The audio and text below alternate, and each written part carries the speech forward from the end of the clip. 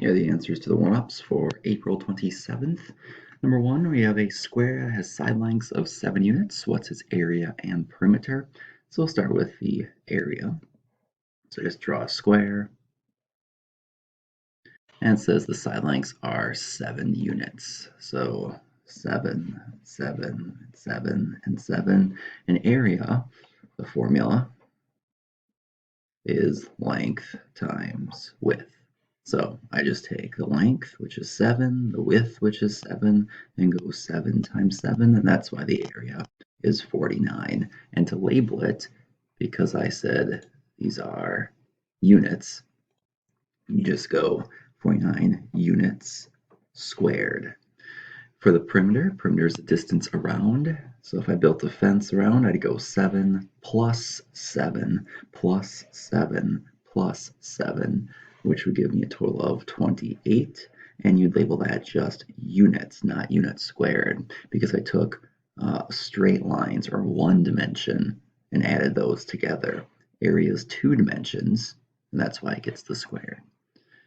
Number 2, solve the square root of 36, square root of 81, and the square root of 20. So square root of 36 just means what number, or square root of anything, means what number times itself equals this value. So what times what is 36? And of course it's 6. And that relates to the first problem. If you have the area of the square is 36, that means its side lengths would be the square root of it. And of course 6 times 6 gives you the 36. The square root of 81 means what number times itself is 81, and that would be 9. 9 times 9. And the last one is the square root of 20. And if you try to find what number times itself is 20, it's not going to work. You could do 4 times 5, but that's not the same number. So what number times itself is 20?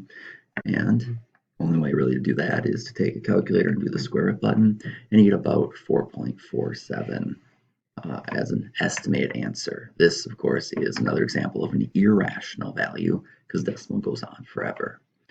And last problems.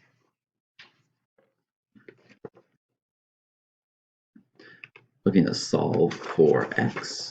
So the first one, 4x minus 3 equals 5x plus 1.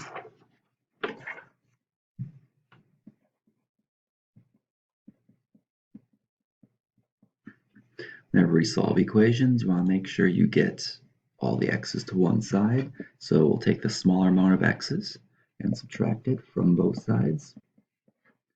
That'll leave us with negative 3 equals 1x plus 1. Get the x's by themselves. I'm going to subtract 1 from both sides. Be careful, these signs are the same, so you add the numbers and you keep the sign. And there you go, x is negative 4. The second equation is negative 4x plus 1 equals 2 times 3x plus 6. So here we have distributive property. So we'll work with that first. We have two groups of this. So two groups of 3x's means you have 6x's, and two groups of 6 means you have 12 equals negative 4x plus 1. Now you move all the x's to one side, so I would add 4x's to both sides. Now you get 1 equals 10x plus 12. And then to get the x's by themselves, we need to subtract 12 from both sides, which will give us negative 11. Signs are different, so you subtract numbers and you have more negatives, so it's negative 11 equals 10x.